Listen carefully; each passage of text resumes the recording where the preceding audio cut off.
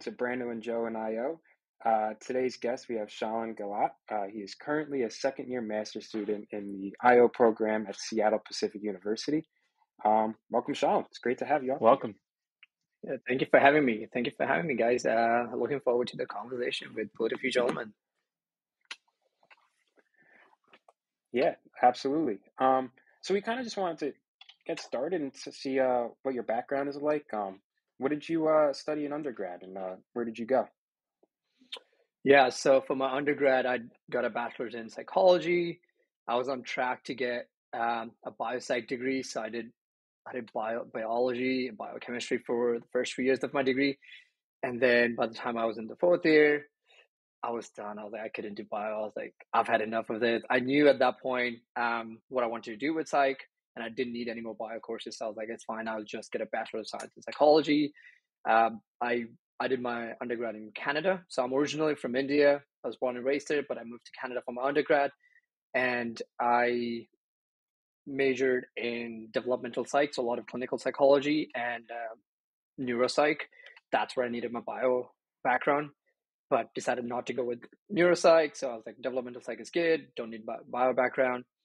And then towards the fourth year, I realized that developmental psych was not for me. I had always thought of myself as this, I want to be a child psychologist. That's what I want to get into. But there were case studies that I would end up in. I would read the case study and I would lose my appetite for my entire day. I was like, I can't eat today.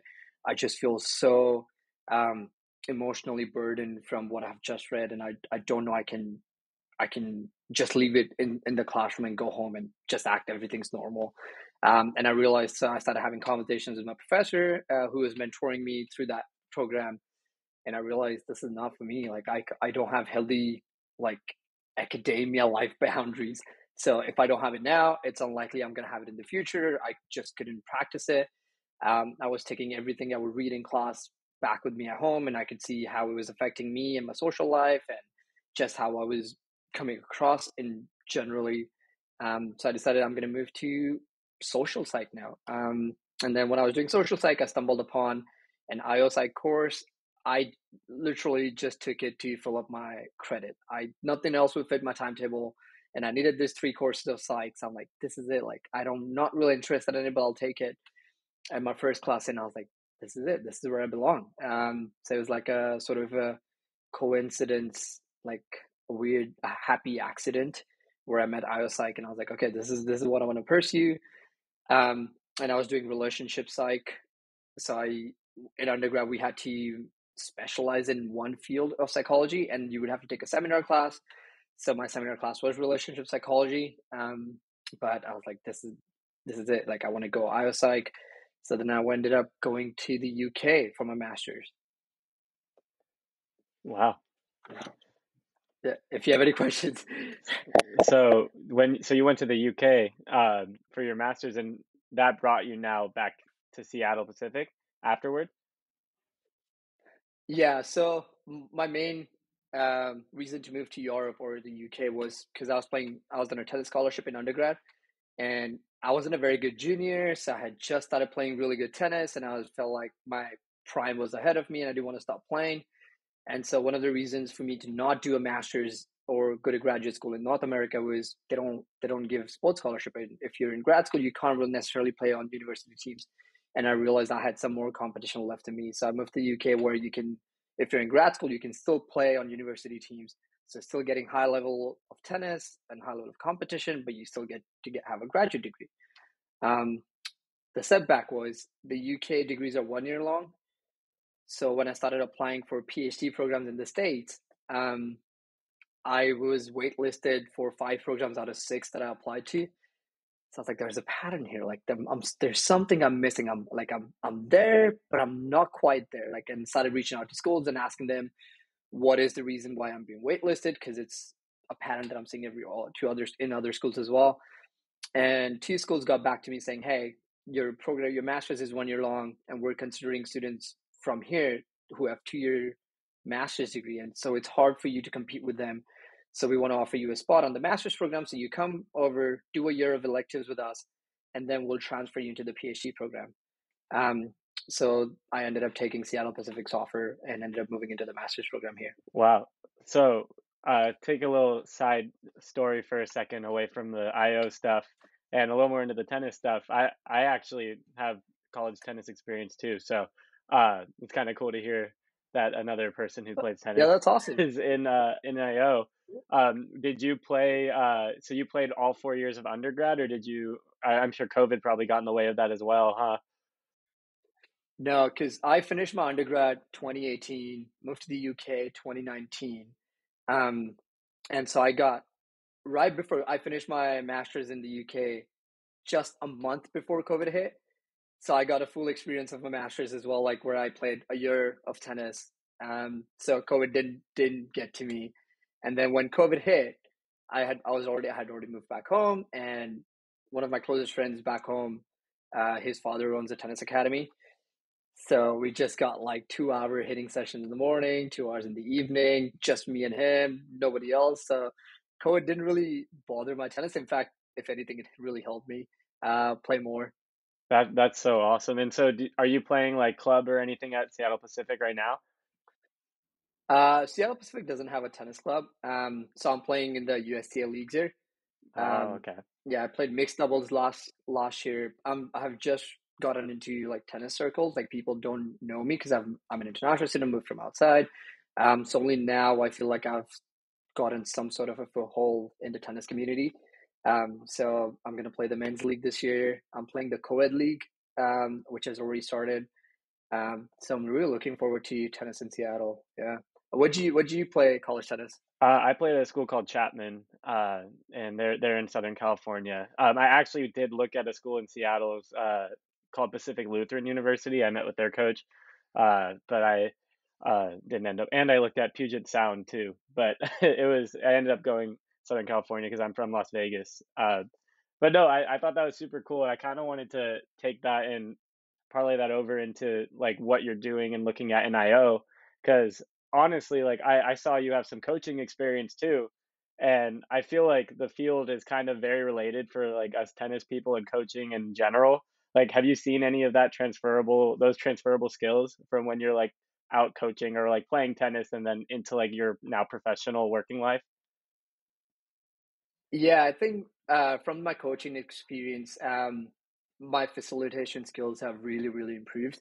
And especially I was coaching like young kids and young adults, everyone like of all ages. So with young kids, you know how hard it is to keep their attention with you. And if you have six toddlers running around, it's just chaos. And I Right. think that really helped me gauge the room when I was in room with adults when it's like, okay, it's so easy.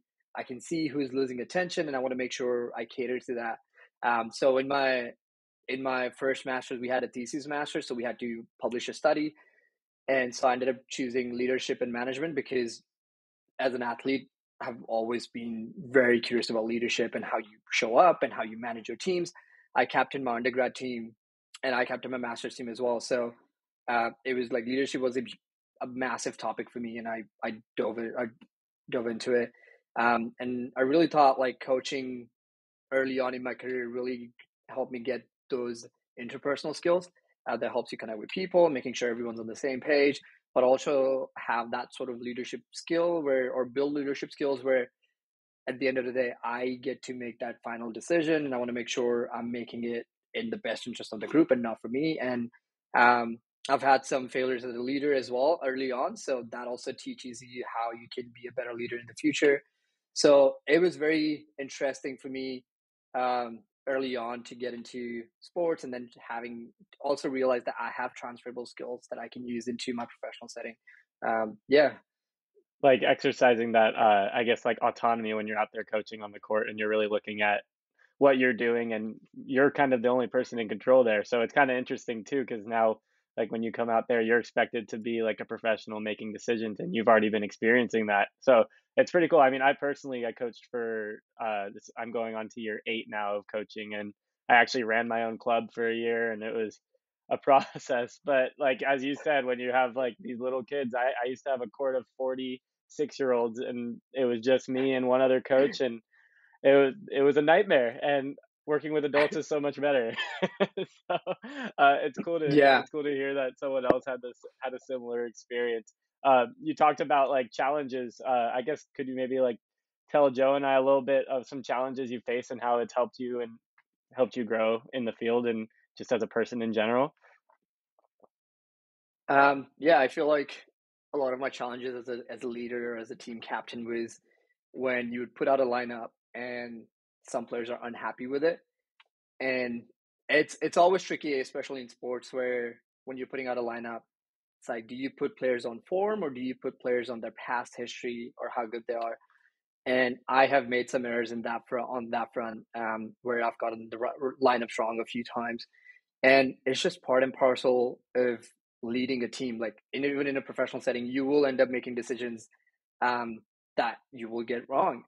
But at the end of the day, you just have to own them. Like, I made a mistake, and I want to make sure, like, my team, every time I made a mistake, I want to make sure my team understands that that's on me. That was my call, and I would apologize. And it's like, okay, how can I be a better leader now?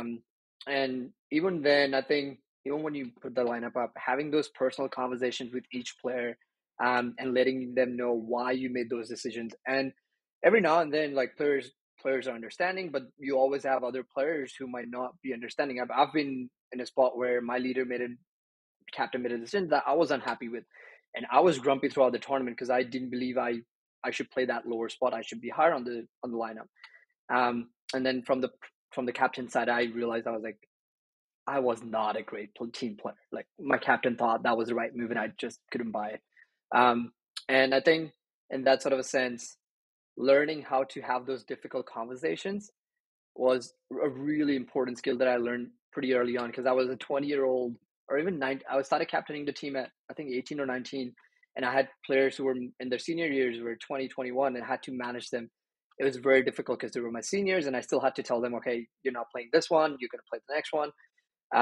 So getting that sort of having difficult conversation with the team in the sports setting, now when I work on, like, consulting projects with my team, it's so much easier for me to have those conversations where I know it's a difficult conversation, but I am much more equipped now, and I feel much more confident in my sort of competency in having that difficult conversation. Super important skills to have, especially, like, I feel like you learn that at such a young age.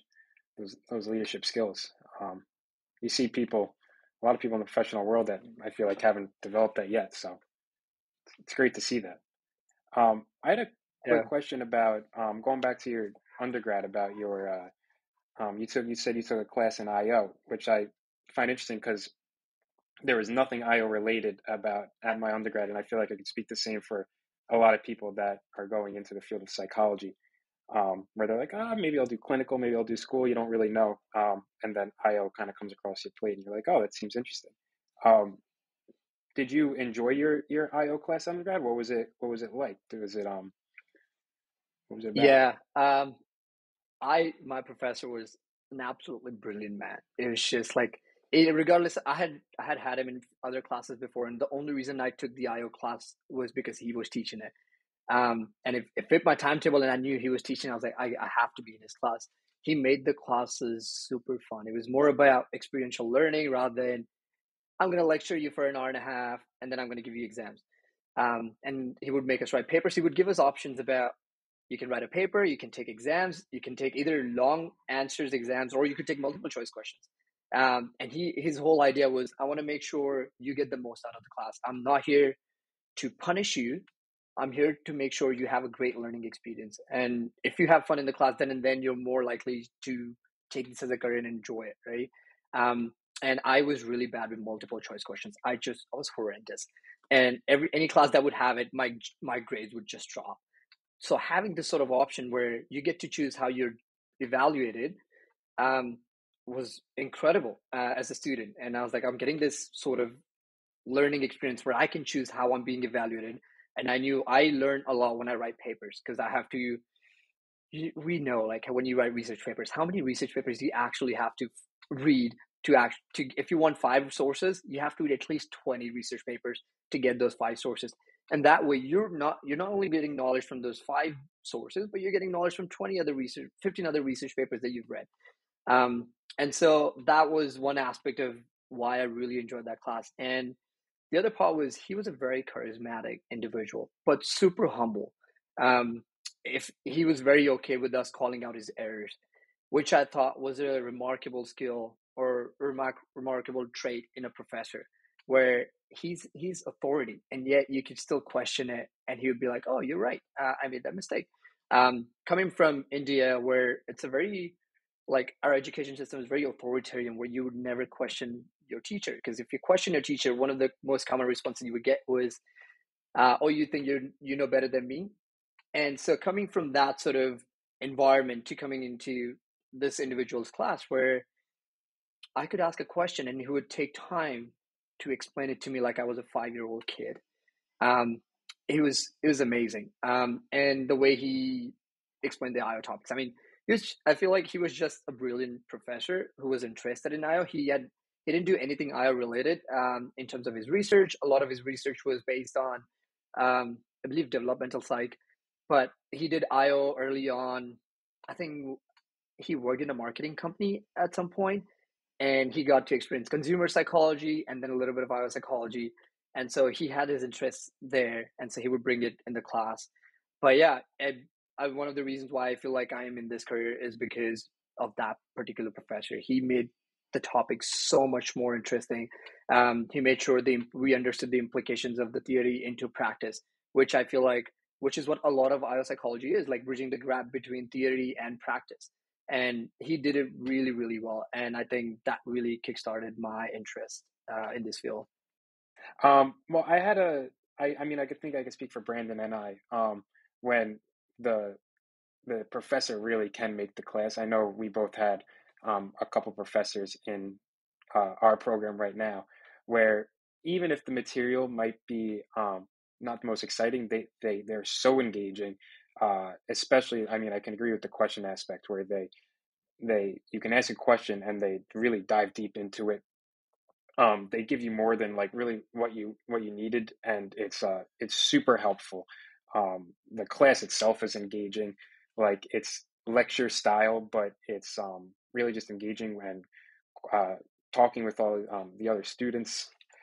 And I feel like coming from an undergrad, like you don't, I personally didn't have that, where I was kind of just went, sat down, tried to learn, and then went home, and I'm like, what is this? But maybe it was different in IO Psych, and I just didn't realize it, and it was really cool. Um, so I definitely agree.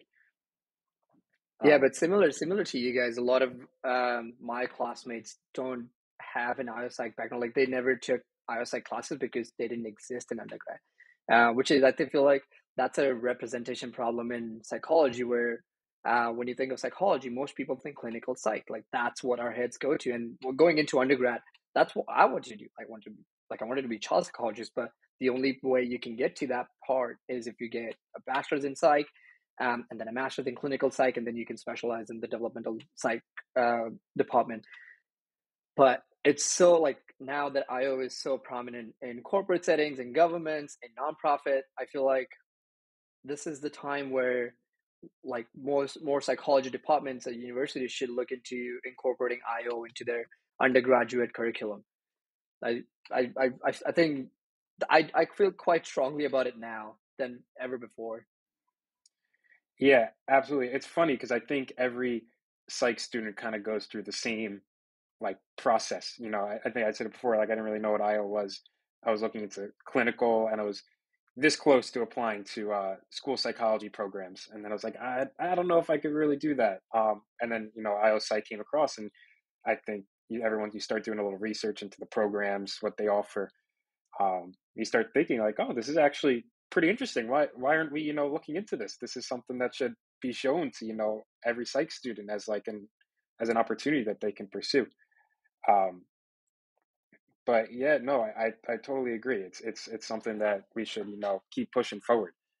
Uh, and then for your program that you're in right now, are you said you're in your second year, right? Second year, So how was that transition into? I guess I want to ask you about your first year when you really first started doing IO related things. What was your first impression about the IO field?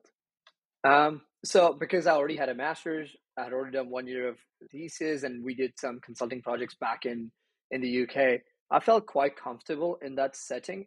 So a lot of times I had asked my professors that this is the background that I'm coming with.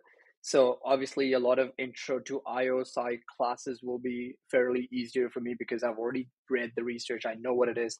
And so I had asked them, how can I be more competent? Like what can I do to get the most out of this class, given what my background is like? So I feel like I definitely did way more than I needed to do in the first year, especially in the first few quarters. SPU also has quarter system rather than semester. So 1 year is 4 quarters for us rather than Okay, yeah. 2 semester. And then we also don't have summer break. We have summer classes which go from I think June to mid August. Um, so like we're packed the entire time. We don't get any break, no summer internships, or I mean you could get a summer internship, but you're still in school full time. Now, did you have different classes each quarter, or were they carried? Oh, wow. Yeah. Um, oh, so you must have taken a lot of like a variety of different things then. Is there Yeah. anything that stood out that you were like, oh, this is uh, super interesting? Um, so one of the classes that SPU has is called Hacking the Workplace, um, which is not your normal usual class where in the first quarter you have to take it. So Hacking the Workplace, you have students from the first year master's program, the second year master's program, and PhD students from all different years. Um, and the whole idea behind the class is we identify everyone. So the first class, the way it goes, you show up and you have to pitch a topic for as an overarching theme for the entire quarter. So people come up, pitch topics, um, and so for instance, this quarter or last quarter, my good friend and I we pitched a topic called the Great Reshuffle. So last year we talked about the Great Resignation. This year we talked about the Great Reshuffle, and so we ended up pitching topics. And then towards the end of the class, students get to vote on which topic they want to talk about this quarter. So they they pick the top two topics. So first half of the quarter would be the first topic, the second half of the quarter would be the second topic. But even after the topics are pitched in the first class, the second class, and from there on, students still have to come in and pitch topics. So let's say in the Great Reshuffle, I want to talk about how leaders can be more empathetic towards their employees quitting, or how leaders can be more empathetic while retaining employees. So I'll go and pitch the topic, and then people interested in that sort of topic will come to a class that is allotted to me.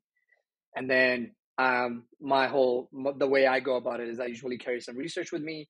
So I'll do some research before going into class. So when students come to my class, I have this research to show them, and I facilitate a conversation around how can leaders be more empathetic. And just like that, different people will come up with different topics, and we'll have about 7 to 8 topics in any given class, and then you can go and go to any class that you want. So this is basic. There's no structure. You get to pick what you want to talk about or what you want to learn about. And then if you feel like you ended up going into one topic and you're like, this is not for me, this is not what I was expecting, you can move to another class with that, and no one's going to feel offended or insulted that you've left their class. And this is hacking. This is, in a nutshell, this is what we do. It's like water cooler talk, but the entire quarter. I guess I could speak for Brandon too because I think it's a little similar. I mean, that sounds super interesting. I haven't really heard it like something being done that way, but I guess with the quarters that it works out pretty well.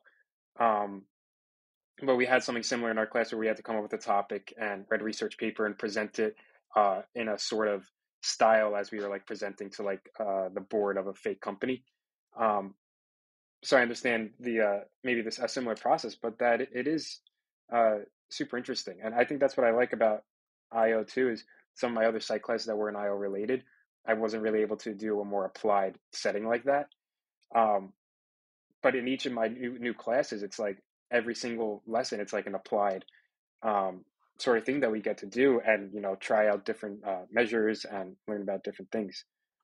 Um, Yeah, I think SPU's program is very, very applied because it's a worker-friendly program. So our classes are in the evening from 5:30 to 8:30, and majority of my classmates are working full time. I think I might be the only one who's not working full time right now. Um, and the way it's set up is we have leadership and team development class, and then we have an OD, organizational development and change management class. And for those class, you have to find actual clients outside of the class and then do projects with them, which would be a 3-month long project. And doing theory or doing projects in class is so different than dealing with an actual client. And if you guys have ever done that, you would know like it's it's very different. Like it's a different ball game. Like talking to people, and trying to make a case for what they need to like. People would come to you with problems, and then trying to make a case for this solution. The solution that you're proposing is the best one. It's so difficult, especially when you're still in grad schools, because a lot of people will look at you like your students, no matter how much experience you have, or if you're working full time in a similar role, it doesn't matter. So having that sort of a conversation with actual clients really helped us, in terms of knowing what to expect when we start working in this space in the future. And they like SPU does put a lot of emphasis on the applied setting, like so the first quarter we would do organizational behavior course, which is basically an intro to the different domains of biopsychology. So that's reading a lot of research papers, writing a lot of research papers. But then starting second quarter and third quarter, you're thrown into the deep end. Like now you have to find actual clients, do your projects, and then present it to the board sometimes, to the actual boards of the clients, and also to the professors. And while you're doing this, the professor will give you feedback on the process of it. So that way you don't feel like you're going to produce a terrible product at the end, which like that could mean also if you do that, that's poor credibility on your side. And in the future, it's much more difficult to find a job. But the professor will help you throughout the process in tweaking your process, giving feedback on what you can improve. So which I thought was brilliant, in terms of, at least for the master students, because we are all looking at corporate setting or government jobs. We're not looking to go into academia. So that was really useful. And I wonder what the program is like for you guys if you get opportunities to do actual client work while you're still in the program. Yeah. So far, I mean, Brandon and I are only in our first year.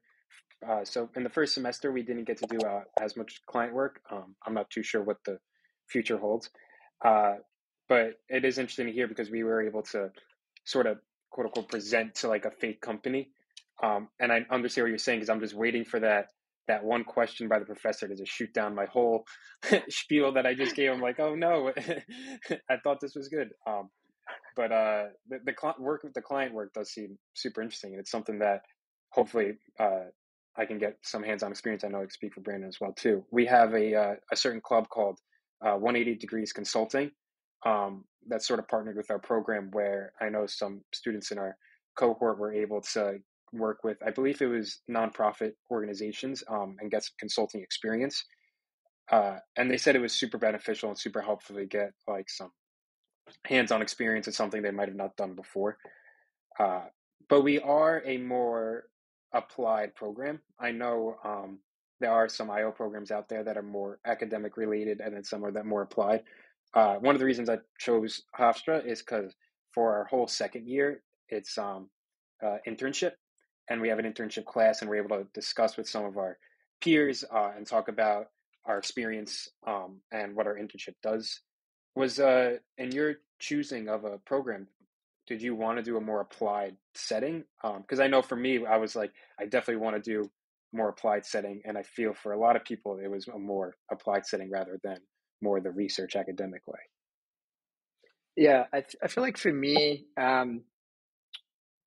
because I was applying for PhD programs, I was still looking for PhD programs with a more applied emphasis because I had thought of a career in academia, but I preferred the professional setting or corporate setting. So choosing SPU, one of the reasons was because they had so much emphasis on the applied courses.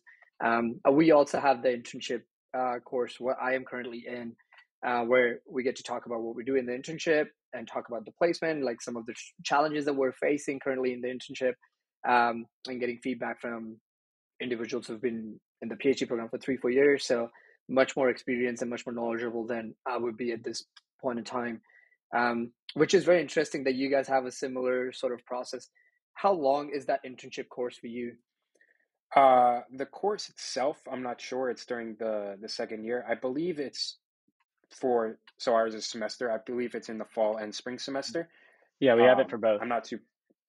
Oh, okay, Yeah, perfect. Yeah. we have it for both, and then it goes along with the internship that we have for that semester. So we're supposed to have the internship for a year, and then we are kind of working together and working through problems that we're seeing in our internship within that course. It's like a similar, like almost like a seminar style course. Does the program help you get that internship, or do you have to find an internship externally? So What does that process look like? it's really interesting because like our school has a pretty big network in the area, so we can utilize that network. And the professor who's running this, she has a very solid network as well.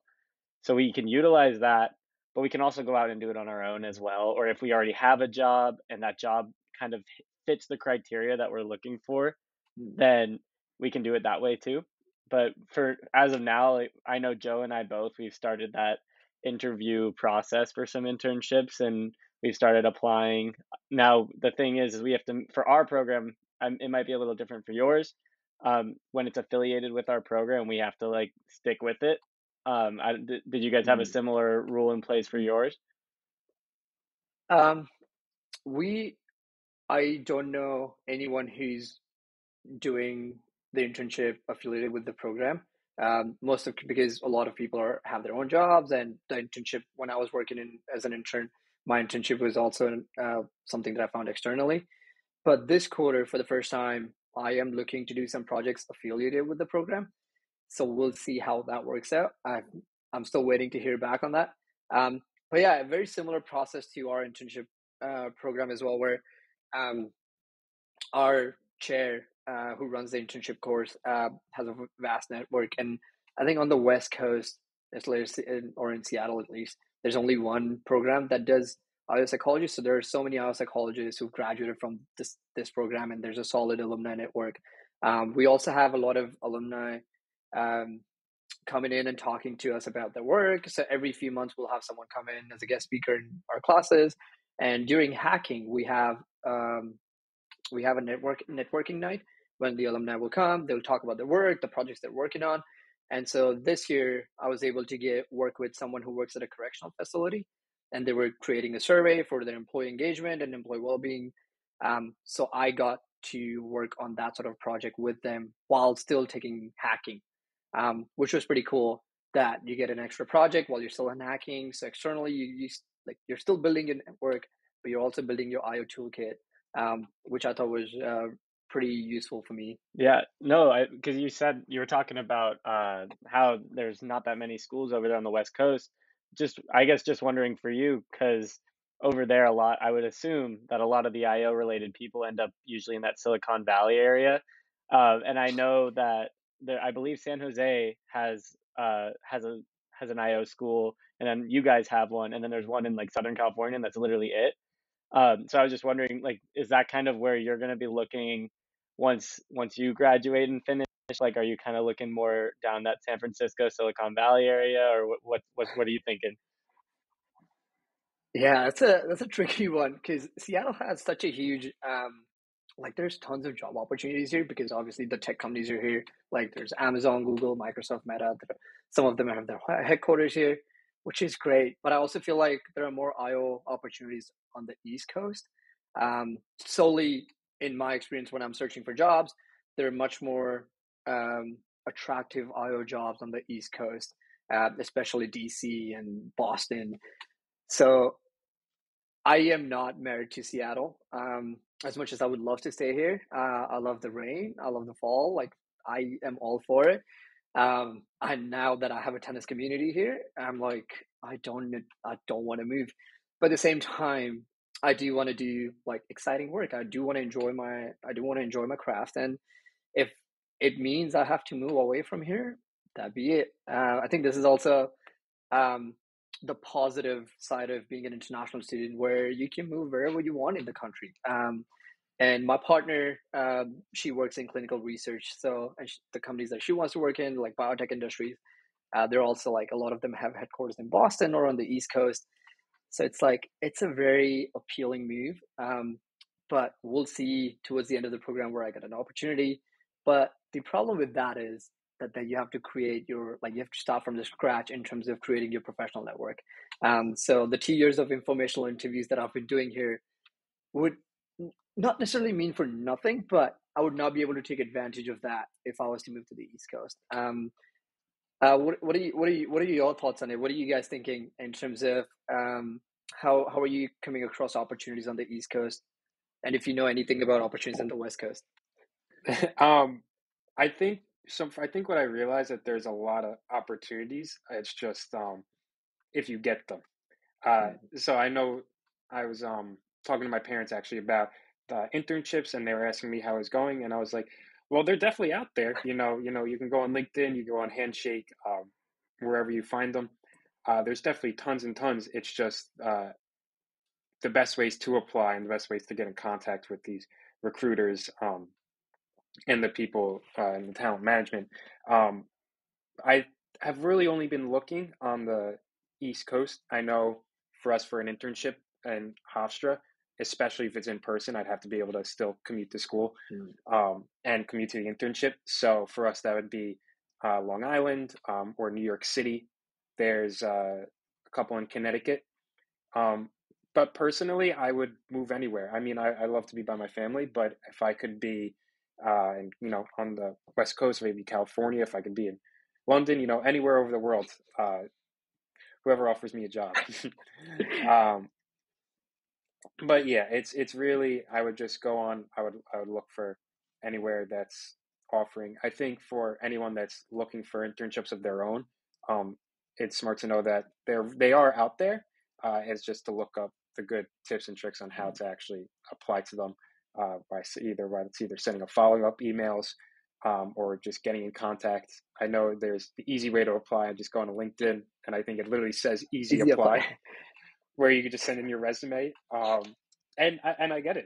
It's easy. It's like, oh, I could send like 10 in a day. Yeah. And I mean, I'm not too sure if I mean, that could work, and I bet it has worked for some people. But I think there are definitely other better ways to apply that I bet you've come across too. You know. Yeah, yeah. I feel like as an international student, it's a whole different ballgame where finding an internship is really difficult because most organizations will say if you require sponsorship at any point in the future, this is not for you. So that really like narrows down the number of opportunities internship opportunities that I can apply to, which is very difficult.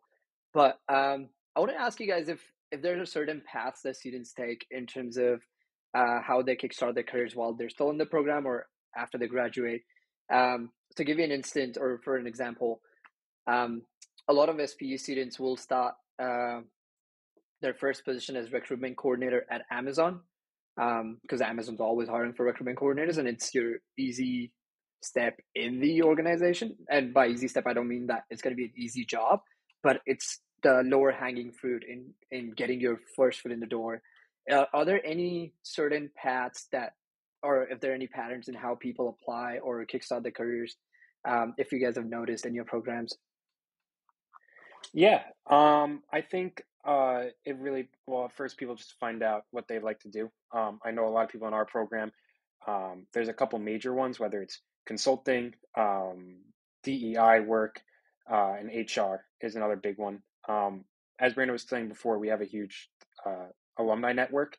I think a lot of people from our program get in contact with the alumni and find out what opportunities that they have. Once a year, we have, like I think you were talking about before a year, we have an alumni kind of get together. We have one as well, and it's super helpful to really just talk and kind of figure out how other people jumpstart, and then get their tips and as kind of follow along in a way. Um, but I would say the biggest thing for us is talking to people who have already been in that position. Mm-hmm. And then they can maybe put you in contact. Maybe I find someone in consulting, but I really want to do DEI, and they know someone in DEI. And then you get in contact, you start talking, uh, and that's how you kind of get your foot in the door, um, Mm-hmm. in a way. And that's hopefully, I think, what Brandon and I are doing.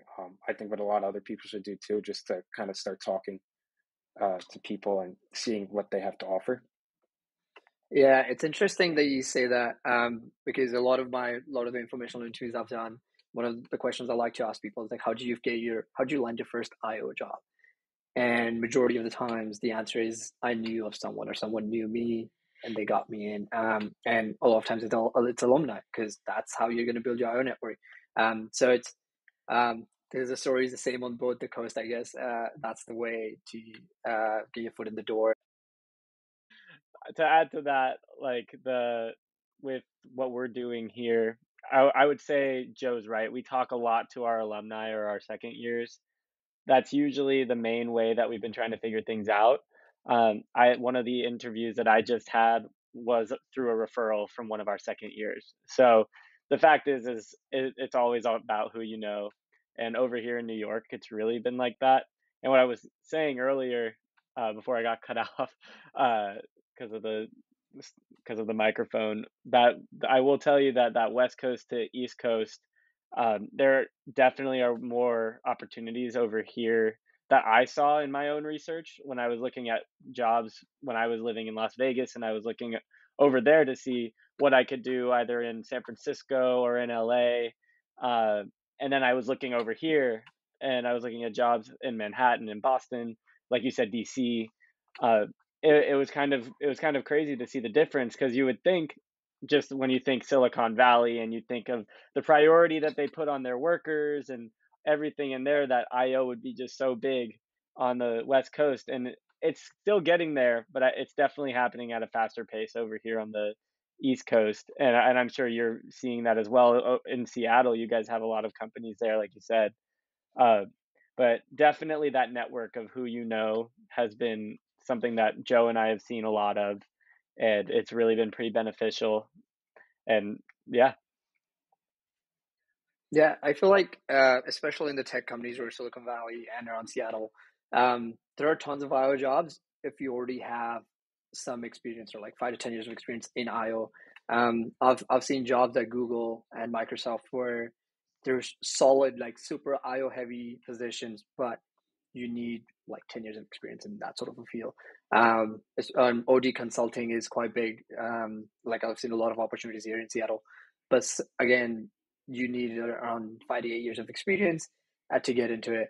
Well, one thing I've noticed is on the East Coast, it's there's more entry level positions for IO students where it's easier to break into that career rather than like if you already have the experience. So that's something that I've noticed. I do have a question for you guys. What's one thing that you really like about your program, and if you could change a thing about your program, what would that be? I'll let you take it first, Joe. Ooh, yeah, the second part is interesting to change.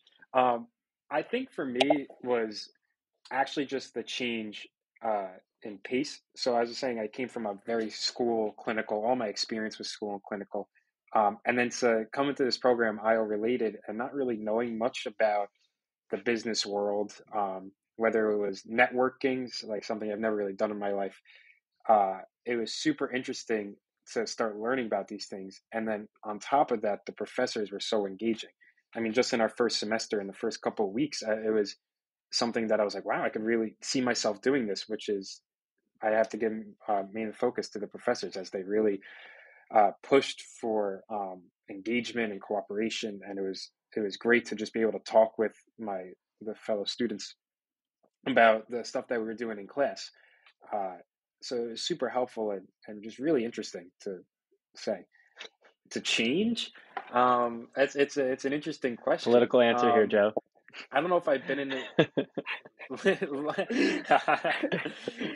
I don't know if I've been in the program long enough to have things I would want to change. Maybe if I could tell myself things that I would change about what I did in the first semester, if I could switch up the question a little bit, would really just to be No, more, Joe, no, not fair. yeah. Well, I mean, one I thing, would probably just say be more in terms engaging. of your experience, like, what could have if you were to change something about the program in terms of not in how effective it is, but in terms of how it would have changed your personal experience or how you could have gotten more out of it as an individual, the way you like to be in graduate school. Yeah, I would definitely say it would uh, be more engaging in the things outside of the classroom. So one thing Hofstra was good at was offering a lot of opportunities to get involved in IO related things. And one thing we had was a newsletter. The other thing was the 180 Degrees Consulting. And the newsletter was something that I didn't join right away. And I kind of joined a week or two after. And then my thing to myself, I was like, why didn't I just do this right away? And when you ask yourself that question, there's no real answer. It's just I didn't do it. So I would definitely say to myself is, start up right away, get involved. And then to any other prospective students, just get involved. Everyone's super helpful. There's really no reason not to. It gives you the experience to kind of figure out more of what you would like to do. Yeah, I mean, honestly, my answer to that is very similar. Like something that I've taken from this program already is like kind of what we were already talking about with that network, just relying on your network and growing it. That's been something that they've really kind of drilled into us and done a really good job at teaching us and maintaining it. And but with that, like something that I feel like could be improved, maybe not from them, but from us, is probably that more of that involvement side, but not just the involvement of things like around the program. Like they do such a great job at getting us involved in the community around Hofstra. They've given us a couple of memberships to local organizations that we can go to events for. Joe and I went to a couple of them, but it would also be to pursue things around that aren't just given to us, but to pursue it around us regardless. I think that's something that Joe and I have started doing now. But if I had known that in the first semester, like we would probably have already had you on the podcast and we'd already been doing these kinds of things. Yeah. So like it's a lot better to be proactive than reactive. And I think that that would probably be the best thing for us looking forward. But I think our program is awesome at being very applied and setting us up for opportunities. It's about teaching us how to maintain them. Yeah, I should say that's great to hear. Thank you for sharing And that. I did want to ask you, now that I can talk again, what was like the field or the area of IO that like you're most interested in, like the subsect? Yeah, it has changed quite a bit since I came into the program because like I said, I was very much interested in leadership and training and development. Um, and then I started doing a lot of when I took the organizational behavior course, I jumped into the DEI topic that I never jumped in before. Like I had done DEI topics before, but never like never like I was exposed to in the first course and in the first quarter. So I really started enjoying a lot of DEI work. So DEI is definitely one of my top favorites or a space that I would like to work in. And the other one, I feel like now I'm getting after like I'm like 6 months away from graduating. Um, if I was to pick my top two, and if I was like, so something that I've been doing lately is one of my problems is I enjoy all domains of biopsychology, which is very problematic because now when I'm near to graduation, I need to narrow down my picks to one or two and tailor my resumes, start working on projects similar to those two domains. And currently, I think OD consulting is probably my top one right now. Um, I I think I really enjoy the problem solving approach in a lot of things, and a lot of OD interventions do feel like problem solving for me. Like they have a problem, you're gonna go solve it. I really enjoy it, and the other one I really like. I may not be very good at it, but I like people analytics. Um, I do. Um, I enjoy storytelling, and using data to tell a story is very fascinating to me, and something. It's something that puts me out of my comfort zone more often than usual, and I like to be outside my comfort zone because I feel like that's where learning is happening. I need to keep challenging myself.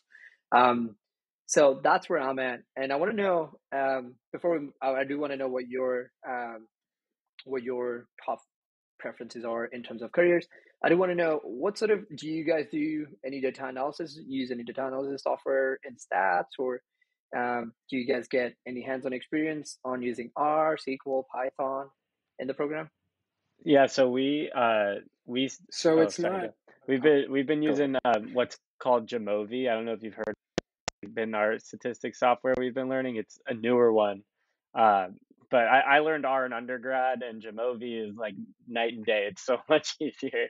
Uh, but right now, Joe and I both, we have research with professors, so we're starting to do some more of that, but it's less applied than what you're talking about. It's definitely like we're for our actual interests. I know, Joe, you're more, or I guess you can speak about it, like for the finance side, right? I'm more interested in like the data, data analytics. So I have some sort of a tech background using SQL and JavaScript. I should probably start learning some Python because I know that's big in the data analytics space. Um, and then I'm also a little bit interested in consulting. We've had the pleasure of having some like Zoom meetings where different people come and they talk about their jobs. And one thing I realized is that in consulting that there are certain positions that they're called consulting, but they have a heavy emphasis on like a data usage and a data Mm. analytics part of it. And it's something that I had no idea of. And I was like, consulting, I don't know if I'd really be interested in that. But after learning that, I was like, oh, this is definitely something I could see myself doing. Um, so definitely, I would say consulting. Um, and if there is like a data analytics position within that, I could definitely see myself doing that. Yeah, and I'm similar too. I'm looking more the executive coaching, leadership development side, and also a little bit of OD, but mainly with that executive coaching and leadership development. That's like the peak of my interest. But we wanted to ask you, I guess, to like wrap things up. Uh, I guess like, do you have any like current projects or like goals that you want to like talk about or hype yourself up for, or tell us about that are piquing your interest right now? Yeah. Before I talk about it, I know Deloitte does some consulting with where you can use when you do like where you can get to do a lot of data analysis. So I think you should look into that. Oh, I thank was you. I was at the conference last year. The conference was in Seattle, like a block away from where I live, which was great, very convenient. And I ended up running into they had Deloitte as a stand, and I ended up talking to one of the senior consultants there, and they said how they use SQL like a lot of their consulting. If you want to do IO sort of consulting or consulting in the IO space, you require something like SQL or R. And also data visualization tool, but you get to do consulting along with data analysis, which was pretty cool. So I think that would be very helpful if you want to look into it. Oh, Um, absolutely. Yeah. yeah, yeah, I really don't have any projects I'm currently working on. My entire focus now for the next 6 months is find a job. Because as an international student, my clock is ticking. I get about I think 60 days, around 60 days to find a job. If I don't find a job in 60 days after I graduate, I have to go home. So like my entire focus now is just find a job. And if there are projects coming along, we'll work on it. But up until then, just straight on apply to jobs, do informational interviews as much as you can. That's where I'm at in the program. It's like a few months away from graduating. I feel like I have done quite a few projects, or at least as many as I could have done given the time I had. Um, and in the next, and even in the program, I think the next 2 quarters we don't have any external work anymore because I think they also prepare us, and the last quarter is mostly preparing you to graduate and finding a job. So that's where we're at. Anything you guys are excited about? Something exciting you're working on? I would say just kind of getting started in our research assistantship. It's briefly just began, but I'm kind of excited to see like where it ends up. I know some of the professors present that. Have you ever been to the SciOp convention? That's where I was at last year. Yeah, Oh, yeah, awesome. yeah. I think it's in Boston Boston. this where year, is it? March or Yeah. April? April. Boston. You guys planning to attend that? I don't. Yes. Oh, Yeah, of course we yeah. haven't been to the last one. I don't. Brandon, you haven't been to the last one, Mm-mm. right? It's super Will you be fun. there at this one too? Yeah, I'm planning to. Yeah, Oh, then we'll see you Oh, there. awesome. Well, get it. yeah. Little podcast meetup. I do have a Um, I do have a question about research assistantships. Yeah. Like, is it like a part-time position, full-time? How many hours do you get to work with your professor? Yeah, it's supposed to be about 20 hours, you would say, right, Joe? 10 to 20 hours a week. But it kind of Yeah. depends on what's needed. I have two research assistantships right now. I'm doing another one with one of our other professors. and that one is also about 10 to 20 hours. So it's like in total, like 10 to 20 hours a week for each one. They just kind of, it depends on which projects they're looking at, but it's been pretty, it's informational so far and kind of getting us used to it. I had a business major in undergrad, so this is my first time getting research experience. So it's been really interesting to kind of get that and dive into it. Joe, did you have research experience in undergrad? No, I've never done besides like research classes. So I definitely want to say if there's any prospective students listening, I would definitely get involved in research, especially just with the relationship that you develop with the professor. They're super knowledgeable, and it's, if you have a question that comes up, it could be it doesn't even have to be about the research, just about like the job force, and they'll answer you truthfully and honestly, and has been super helpful. But my assistantship is the same. It's 20 hours a week. Um, I think everyone's projects are a bit different. I don't know exactly what everyone in our program are doing in their assistantship. Mine just kind of concerns sifting through research articles, analyzing them, seeing uh, if they work well with my professor's research. He's right now going on group cohesion in the workplace. So I kind of organize it on an Excel sheet. But I've liked it so far and see where it goes. Nice. From what you said, does everyone in your program have an assistantship? No. Oh, How many, Brandon? It's about 6 of us, I think, right? Okay. Yeah, 6 of. Something like that, yeah. How large is your program? How many students are in your program? when we started, we were about, I think, 17 or 18. But now we're 15. Hmm. Is it the same size for you guys? Bigger, smaller? 30? Yeah, we're a little Promise under. 30, Yeah, we're a little right? under 30, like 20 something. Yeah, Oh. 25 to 30. And Wow. then the second year is probably around the same. Yep. And then the Yeah. PhD has, I think, Yeah. like 6 to Yeah, 10. I think our Oh, okay. PhDs also have like about 6. Yeah. Brendan, anything you're excited about? Any project that you're working on? Yeah, I mean the research I'm doing right now, it's just for the month of January, but it's a nice little pickup we're doing. We're looking at social media engagement with CEOs and entrepreneurs on Instagram, which I just think it's Okay. kind of interesting, and we're gonna see what we find. Right now, we just put our list together of all of the entrepreneurs that we're gonna look at their social media, and then from there, we're gonna start coding probably in the next week uh, to run like all the statistical analysis and stuff. So uh, that's pretty much all I've got on the docket, and looking for obviously Joe and I both, like I said earlier, we're looking for internships and we're starting that process. So but honestly, this podcast too is something that we've been like, is a little thing that Joe and I have been working on and we're super psyched about. So Yeah, Who no, knows? listen. Maybe it'll blow up. Maybe this Yeah, podcast will yeah, number maybe one billboard on Spotify. Apple, Spotify for IO psychologists, right below Adam Grant. Um, but no, this is pretty cool. I know two friends of mine were looking to start an IO podcast last year, but I don't think they went through with it. But this is really cool, like inviting people from other schools and talking about their research and programs. I feel like prospective IO students would find it really helpful to learn about like um, how the programs are structured, because I feel like all programs have their own like pros and cons, and it really boils down to what do you want to do and what do you want to be. um, yeah, one of the big points about SPU that really got me here was the sort of community. I've been in grad school and sometimes it can be very competitive and toxic, but SPU, I am very close friends with like majority of my cohort. um, yeah, I proposed to my girlfriend last year, and like about half of my Congrats. cohort. Congrats. Thank you. About half of my cohort was present. Like they helped me plan the whole thing. Like that's how Wow. close we are. And so like that is something that I was looking for. So I think PsyOp has a list about like in like terms of how they rank the schools, and one ranking is like research publication, and then there's culture. I think culture is where SPU was rated pretty high, and I was like, okay, this is what I want to look into, this is what I want to go with, this is where I want to go.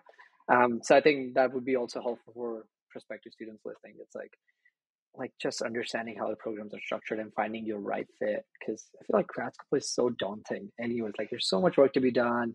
A lot of people are moving away from home, and then on top of that, if you find yourself in the wrong place, it's just worse. Um, yeah, that's so. Like, thank you for so much for doing this. I think a lot of our community would be very thankful to you guys for doing this. Of course. Yeah, thanks Yeah, for thank you joining for us. joining us. Of course, yeah, yeah, of Hopefully, course. we'll see you at SIOP. Yeah, We'll have Yeah, to for sure. Yeah, I'd love to see you guys in get in person, touch. and maybe Brendan, if the weather's nice, hit a few balls. definitely. I'll bring my rackets up to Boston. Shalin, thank you so much for joining Okay, us. Shalin, it was great No, talking to you, thank man. you, gentlemen. It was fun. Thank you. It was a pleasure meeting you. Take care. So, Shalin's a super nice guy. That was awesome getting to know him, hearing the differences between our program and Seattle Pacific. Like, what were your thoughts, Joe? Yeah, it was super interesting to see his program was more applied.